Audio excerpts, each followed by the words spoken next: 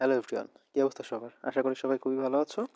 তো আজকে আমরা তোমাদের মাঝে কাজ ক্ষমতা শক্তি অধ্যায়ের যে আমাদের বিশেষ করে একটা কোয়েশ্চেন সবথেকে বেশি যেটা আসে সেটা হচ্ছে শক্তির সংরক্ষণশীলতা, তাই না? তো আমি টেস্ট পেপার থেকে তোমাদের যশোর বোর্ড 2024-এর যে কোয়েশ্চেনটা ছিল, আমার কাছে মনে হয়েছে যে একটা বেশ কনসেপচুয়াল একটা কোয়েশ্চেন হচ্ছে এটা, এবং আশা করি যে এইটার যে সলভ করতে পারলে তোমাদের যে শক্তির সংরক্ষণশীলতার যে একটা টপিক, মানে যেটা থেকে তোমাদের ম্যাক্সিমাম কোয়েশ্চেন আসে এসএসসিতে, তো এইটা সলভ করতে পারলে হয়তোবা তোমাদের এই টপিকটা একদম 100% না হলেও 95% ক্লিয়ার হয়ে যাবে, ঠিক আছে? তো যার জন্য আজকে আমরা যশোর বোর্ড 24টা সলভ করবো, যাদের সমস্যা আছে বা যারা মনে করো যে এটা এই শক্তির সংরক্ষণশীলতা টপিকটা ম্যাথ করতে প্রবলেম হয়, তোমরা একটু এই ক্লাসটা দেখতে পারো, ঠিক আছে? ক্লাস খুব একটা বড় হবে না। তাহলে আসলে শুরু করি, এবং এই ক্ষেত্রে কোশ্চেনটা আমি পাশে দিয়ে দিচ্ছি, বাট তারপরেও যদি তোমাদের কাছে টেস্ট পেপার বা গাইড থাকে তোমরা একটু কোশ্চেনটা বের করবা, ঠিক আছে? তাহলে তোমাদের দেখতে সুবিধা হবে। আচ্ছা, তা আমরা যেহেতু একটা গ্রাফ দেওয়া আছে, প্রথমেই আমরা একটু লেখাটা পড়ি। যে লেখচিত্রে মুক্তভাবে পড়ন্ত বস্তুর ভর 2 কেজি, ঠিক আছে? অর্থাৎ এম দেওয়া আছে, আমরা একটু এখানে ডেটাগুলো লিখি। এম হচ্ছে কত? 2 কেজি। ফাইন। এখন পি বিন্দুর মান ভূমির সংস্পর্শের মুহূর্তে গতিশক্তি নির্দেশ করে। আচ্ছা দেখো, এই যে আমাদের একটা মেজর লাইন কিন্তু এখানে লেখা আছে যে পি বিন্দু ভূমি স্পর্শের মুহূর্তের গতিশক্তি। এইটা কি ভাই?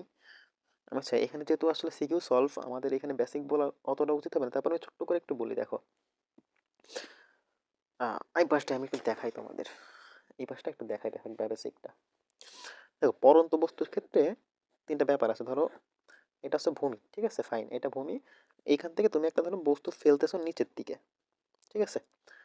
বিনা বাধায় একটা পরন্ত বস্তু। এখন এই ক্ষেত্রে আমাদের সবসময় জিনিস একটা জিনিস মনে রাখতে হবে, যে এই যে এইটা, অর্থাৎ কি, এটা ভূমি স্পর্শ করার মুহূর্ত, এবং তুমি এটা একটা পজিশন, এখান থেকে ধরো তুমি কোনো কিছু ফেলতেছো, ঠিক আছে? ধরো আমি একটা দাম দিলাম, এটা হচ্ছে এক্স, এটা হচ্ছে ওয়াই পজিশন, ঠিক আছে? মাঝখানে ধরো আরেকটা কিছু আছে। এখন সবসময় মনে রাখতে হবে আমাদের যে বিভব শক্তি এবং গতিশক্তিটা সবসময় মনে রাখতে হবে যে এইখানটাই, অর্থাৎ ভূমি স্পর্শের মুহূর্তে বিভব শক্তিকে মেইনলি পি দিয়ে প্রকাশ করা হয়। তো এইটা হবে হচ্ছে 0, ঠিক আছে? এবং এইখানকার যে গতিশক্তিটা, এই ইকেটা হবে কি ম্যাক্স বা সর্বোচ্চ, ঠিক আছে? এই ভূমি স্পর্শের মুহূর্তে। এবং সর্বোচ্চ উচ্চতা, ধরো তুমি একটা বল মারছো, এখন বলটা যত দূরে যাবে, যত উঁচুতে বলটা উঠবে, তো এই সর্বোচ্চ উচ্চতায় যে দুইটা জিনিস হয় সেটা মনে রাখতে হবে। যেমন এই সর্বোচ্চ উচ্চতায় ব্যাপারটা এখানকার উল্টো, অর্থাৎ কি, এখানে গতিশক্তি সর্বোচ্চ ছিল, বাট এখানে হবে এই গতিশক্তিটা, এই ইকেটা 0, ঠিক আছে?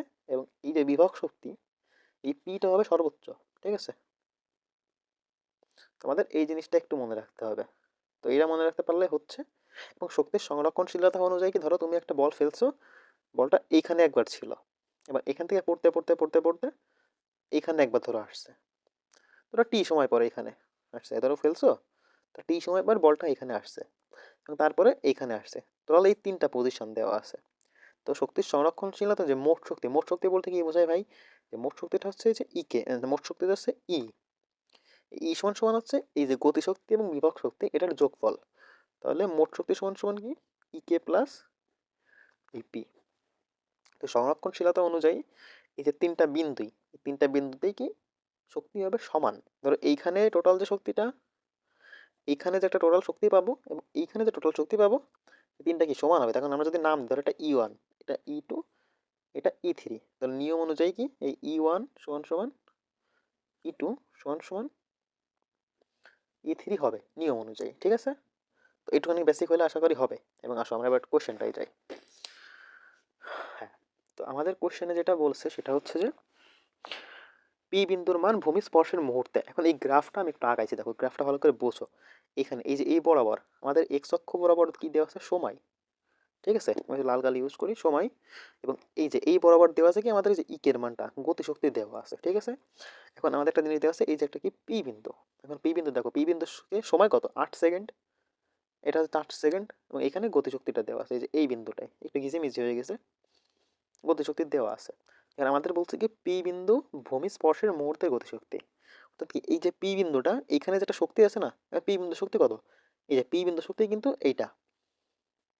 তো এই পি বিন্দুতে যে শক্তিটা, এটা কি ভূমি স্পর্শের মুহূর্তের শক্তি। অর্থাৎ কি, আমরা চিত্রটা একটু সুন্দর করে আঁকাই, আসলে কি এই চিত্র দিয়ে বোঝা সম্ভব না, আমি একটু চিত্রটা খুব সুন্দর করে আঁকানোর চেষ্টা করি। দেখো,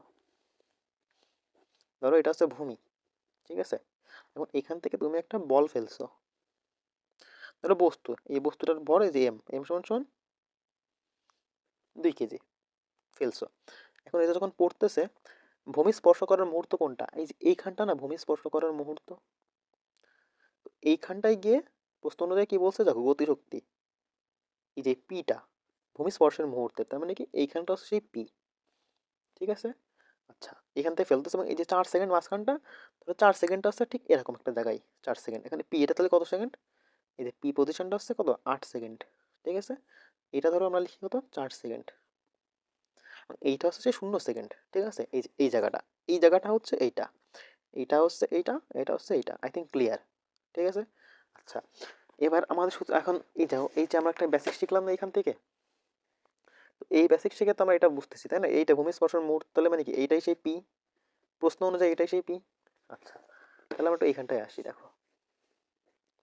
হ্যাঁ, এইখানে তাহলে পি যেহেতু হয়, এখানে আমরা একটা জিনিস তো বুঝতেছি, তার মানে কি এখানে ভূমি স্পর্শের মুহূর্তে আমি কি বলছিলাম মনে আছে, ইকে, আমাদের ইকেটা হবে ম্যাক্স। ঠিক আছে, সর্বোচ্চ। এবং এখানে কি বিভব শক্তি হবে 0। তাহলে এখানকার মোট মোট শক্তি কত চিন্তা করো তো, তাহলে এই মোট শক্তি ই সমান সমান কি মিলি এইটাই হবে। এই মোট শক্তির হবে মেইনলি কি, এটা যেহেতু 0, তাহলে এই যে গতিশক্তি আমাদের, এই গতিশক্তিটাই কিন্তু মূল শক্তি। ঠিক আছে, ওকে, আই থিঙ্ক ক্লিয়ার। তাহলে পিতে আমরা যে শক্তিটা পাইছিলাম মনে আছে কত, এই যে একটা মান পাইছি না, এটা একটু ঘিজিমিজি একটু লিখি, এখানে যে শক্তিটা এটা আছে, এটা কত, 61, 46.56। তো এটা হচ্ছে কি আমাদের সেই এখানকার গতিশক্তিটা। বুঝছি, আমি কিন্তু একটু ডিটেলস একদম ব্যাখ্যা করে বুঝাচ্ছি, কারণ এই জায়গাগুলো অনেক সমস্যা থাকে, মানে কি আমরা প্রশ্ন ধরতে পারি না। তো আমাদের ফার্স্ট কাজ হবে প্রশ্ন ধরতে শেখা, যে আমাদের প্রশ্নে কি দেওয়া আছে এবং আমাদের কীভাবে আগাইতে হবে।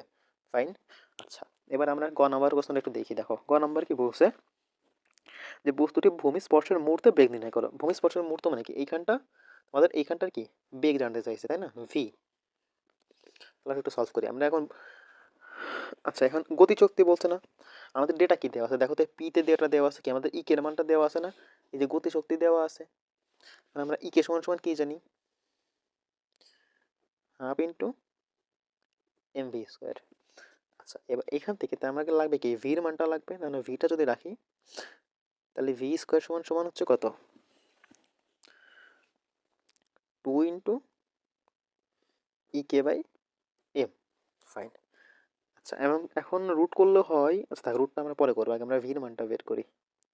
ধরো একবারে করে দিই তাহলে ঝামেলা মিটে যাবে, তো ক্যালকুলেটারে করবো। এখন রুট ছিল এবারে ই স্কোয়ার, স্কোয়ার এপাশে গিয়ে রুট 2 মান কত দেওয়া আছে যেন আমাদের, 61, 46.56। কি এর এম, এম কত পাইছিলাম, এই যে ভর 2 কেজি, তো ভরটা হচ্ছে 2 কেজি। এবার আমরা যদি এটা ক্যালকুলেটারে হিসাব করি, তোমরা এটা ক্যালকুলেটারে হিসাব করো, তাহলে ভির মান আসবে হচ্ছে 78.4। কত, এম এস ইনভার্স 1। এটা হচ্ছে আমাদের বেগ, কোথায় এইখানটায়। ক্লিয়ার, তাহলে এটাই আমাদের অ্যান্সার। গ নম্বরের অ্যান্সার কিন্তু এটা একদম একটুখানি, এটা কিন্তু এর জন্য 3 মার্ক। ঠিক আছে, আচ্ছা এবার আমরা একটু ঘ নাম্বার দিকে তাকাই। ঘ নাম্বারটা কি বলছে, এই যে আমাদের সেই কোশ্চেনটা, যে শক্তির সংরক্ষণশীলতার নীতিকে সমর্থন করে কিনা। অর্থাৎ কি বলছি, সংরক্ষণশীল নীতি অনুযায়ী কি আমাদের ধরো চিত্রটা যদি একটু আসি, এই যে 4 সেকেন্ড, আমি কিন্তু এইটা দেখে আর বোঝাচ্ছি না, এটা দেখেই বোঝাচ্ছি। আই থিঙ্ক তুমি বুঝছো যে এটা আসলে কি কেন এটা হবে। আচ্ছা তার মানে কি এইখানে যে একটা শক্তি পাবো আমরা, এইখানে একটা মোট শক্তি পাবো, এইখানে একটা মোট শক্তি পাবো, তাই না। আমাদের এই তিনটা সমান দেখাইতে হবে, এটা হচ্ছে আমাদের এখন চাইছে এরা। তাহলে আমরা একটু চেষ্টা করি এটা করে দেখার। ফার্স্ট কোথায় করবো, ধরো আমরা ফার্স্টে যে পি, এই পিতে আমরা আগে শক্তিটা বের করি। পিতে তো আমরা মেনলি পাইই গেছি তাই না, এখানে আর কিছু করার নাই নতুনভাবে, পিটা কিন্তু আমরা এক প্রকার কি পেয়েই গেছি। তাহলে আমরা একটা জিনিস কি লিখি, পি বিন্দুতে, তো মার্ক করে করে লিখবে। ঠিক আছে, দেখবা গাইডে হয়তো বা গাইড বা টেস্ট পেপারে ঢালাও করে দেওয়া আছে, বাট তোমরা চেষ্টা করো আমি যেভাবে করতেছি এইভাবে করার, একটা একটা বিন্দু মার্ক করে দেবে, তাহলে কি স্যারদেরও বুঝতে সুবিধা এবং স্যার খুব সহজে সুন্দর মার্কস দেবে এখানে। ঠিক আছে, পি বিন্দুতে, পি বিন্দুতে কি আমরা কি জানি, আহ, যেহেতু গতিশক্তি দেওয়াই আছে, তো আমাদের কি পি বিন্দুতে যেহেতু কি লাস্ট লিখবা, যেহেতু ভূমি স্পর্শের মুহূর্তে, একটু সুন্দর করে লিখে দেবা, ভূমি স্পর্শের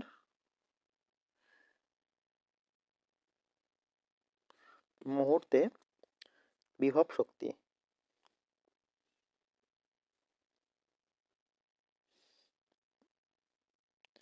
এই যে ইপি সমান সমান 0, তাই না?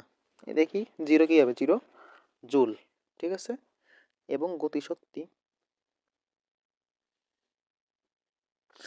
গতিশক্তিটা কি আমাদের দেওয়া আছে না? কত পাইছি জানো? এই যে 61,046.56 জুল, তাই না? অতএব মোট গতিশক্তি, অতএব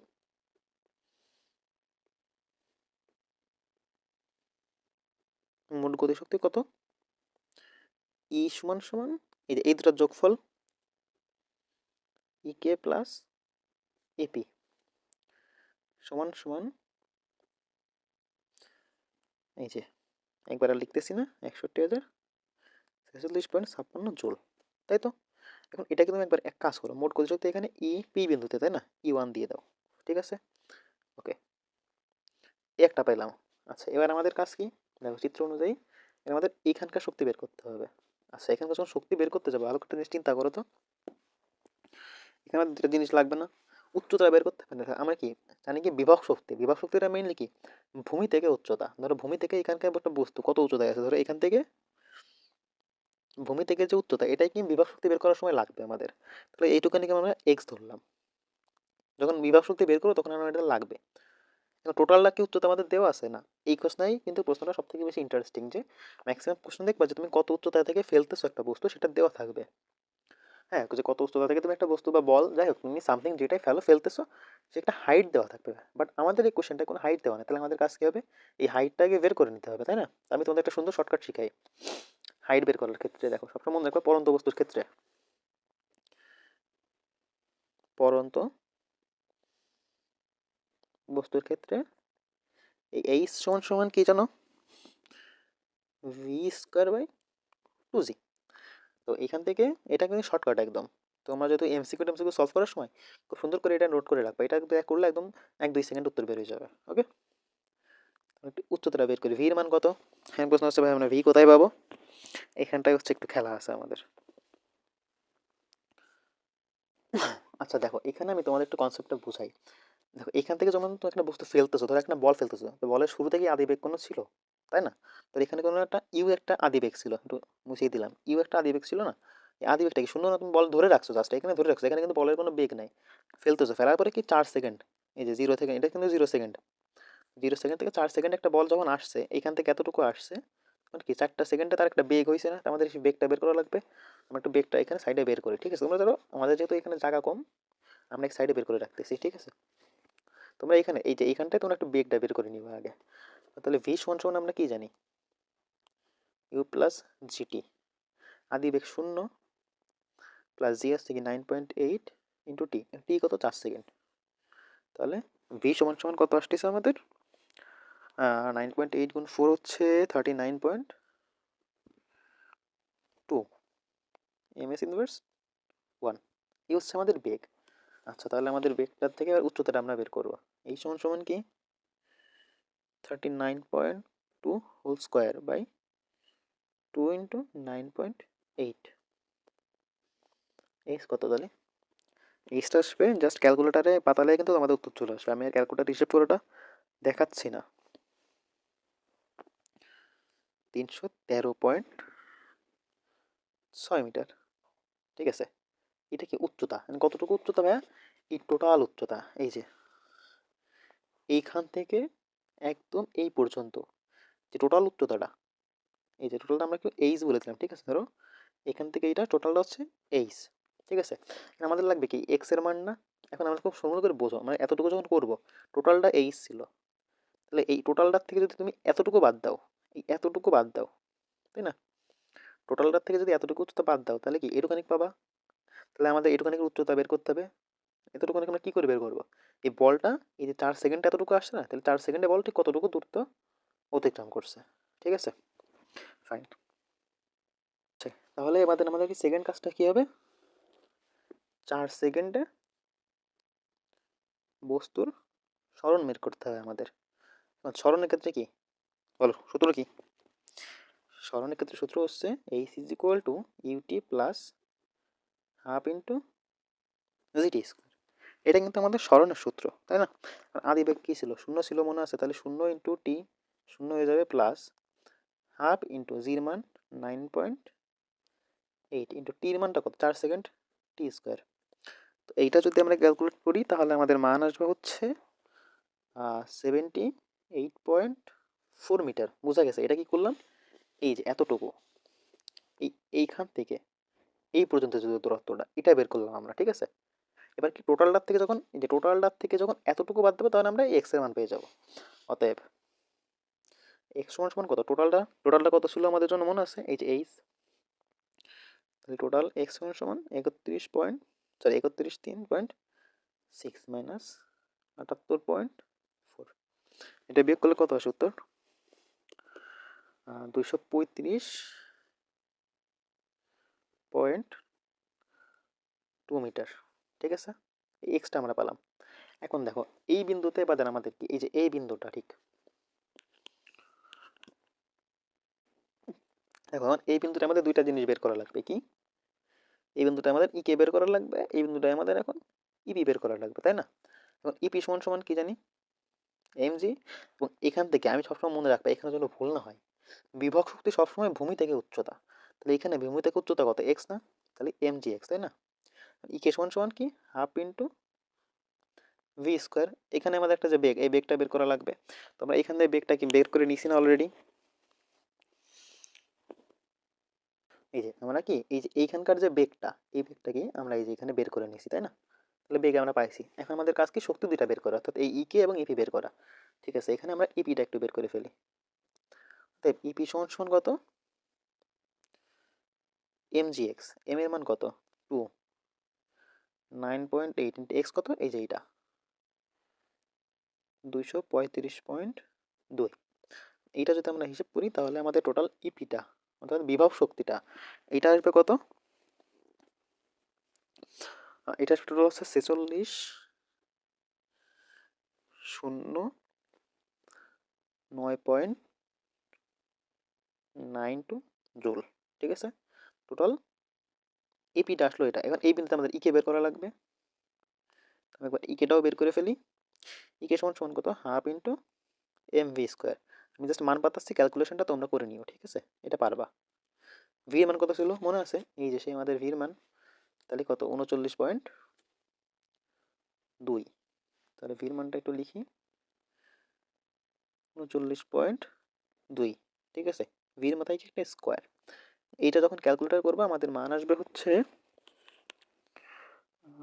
1536.64, 1536.64 দিলাম।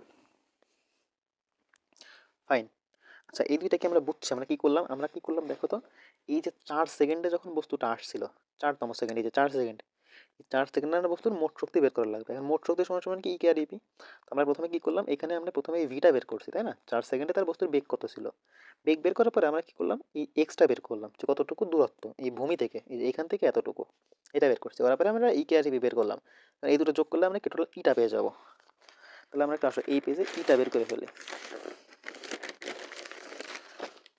দেখো এখানটা আমরা টোটাল ইটা একটু বের করি, এটা কত, 4 সেকেন্ডে। অর্থাৎ 4 সেকেন্ডে মোট শক্তি ই সমান সমান, এই মোট শক্তি তোমরা লিখো, আমি লিখতেছি না। ই সমান সমান ই কে প্লাস ইপি। তাহলে কত হচ্ছে, এটা যোগ করলে হবে না হচ্ছে, প্রথমটা ছিল কত, 1536.64 ছিল, প্লাস ইপি ছিল হচ্ছে 4609.92। এবং এইটা যদি টোটাল যোগ করি আমাদের মান আসা হচ্ছে 61 46.56 জুল। এটা কি আমাদের টোটাল এই ই টু ধরলি আমরা, ঠিক আছে? একটা জিনিস খেয়াল করে দেখো তো, এই ই টুতে অর্থাৎ আমার এই 4 সেকেন্ডে মোট শক্তিটা কত, এটা না? একটা জিনিস তুমি কি খেয়াল করছো যে আমাদের এই 4 সেকেন্ডে পি বিন্দুর যে মোট শক্তি ওইটাও কিন্তু এটাই ছিল, এই যে, ঠিক আছে? তাহলে আমি কি ই ওয়ান প্লাস ই টু মিলে গেছে। তার মানে কি আমাদের দেখো টোটাল 3টা শক্তি ছিল, ধরো এখানে একটা ই টু, ঠিক আছে? ই টু অলরেডি আমরা মিলাই ফেলছি। এবং এখানে কি ছিল, ই ওয়ান, ই ওয়ানটা এই দুটো মিলে গেছে। আমার বের করা লাগবে, এইখানে ই বের করা লাগবে। আমি একটু এখানে সাইডে লিখে দিই, এখানটা এবার ই তখন লিখবো, এটা হবে কি ই থ্রি সমান সমান কি লেখা যায়, ই থ্রি সমান সমান আবার এখানকার আমার ইকে বের করা লাগবে, এইখানটা আমার ইবি বের করা লাগবে। আমরা একটা জিনিস কি জানি না, সর্বোচ্চ উচ্চতায় ইকি কত? এটা কি সর্বোচ্চ উচ্চতা না? সর্বোচ্চ উচ্চতায় ইকে সবসময় শূন্য, শিওর। এটা তাহলে শূন্য, তার মানে কি সর্বোচ্চ উচ্চতায় যে মোট শক্তিটা, এই যে মোট শক্তি সর্বোচ্চ উচ্চতায়, এটা হবে কি এই ইপিটাই, অর্থাৎ বিভব শক্তিটাই হবে কি মোট শক্তি। সর্বোচ্চ উচ্চতায় বস্তুর যে বিভব শক্তি, এই বিভব শক্তিটাই তার মোট শক্তি। আমাদের ইপিটা বের করা লাগবে। ইপির ক্ষেত্রে কি সূত্র কি হবে? এমজি। উচ্চতা কতটুকু দেখো তো, এই টোটালটা কি ধরেছিলাম মনে আছে? টোটালটা ধরছিলাম এইচ না, টোটালটা এইচ ছিল। তাহলে এইখান থেকে এই পর্যন্ত সর্বোচ্চ উচ্চতা কত? এই যে ভূমি থেকে উচ্চতা এইচ, তাহলে এইচ। ক্লিয়ার? এবারে ম্যাথটুকু করে ফেলি। তো এখানে একটু লিখে দিই সুন্দর করে, একদম চূড়ায় আর সর্বোচ্চ উচ্চতায় লিখে দিই।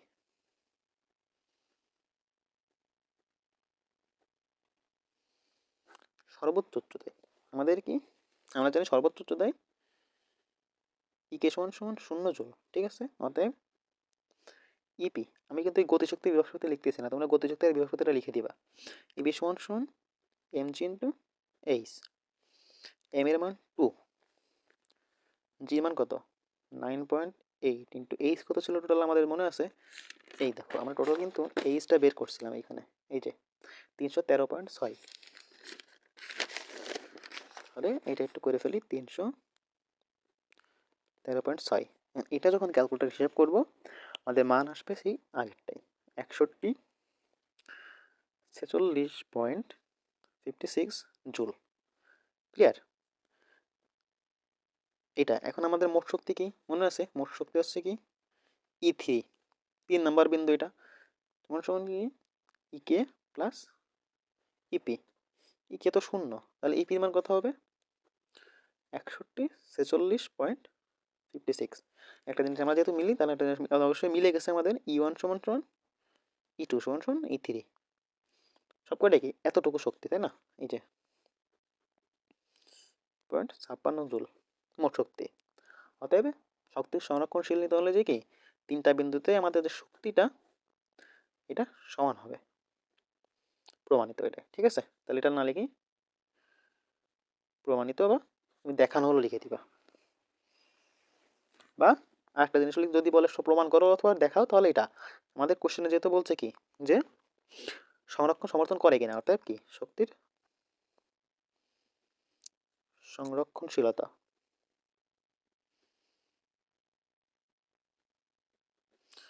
আমি এক্সট্রিমলি সরি, আমার হাতে লেখাটা একটু একদম বাজে হয়ে যাচ্ছে আজকে।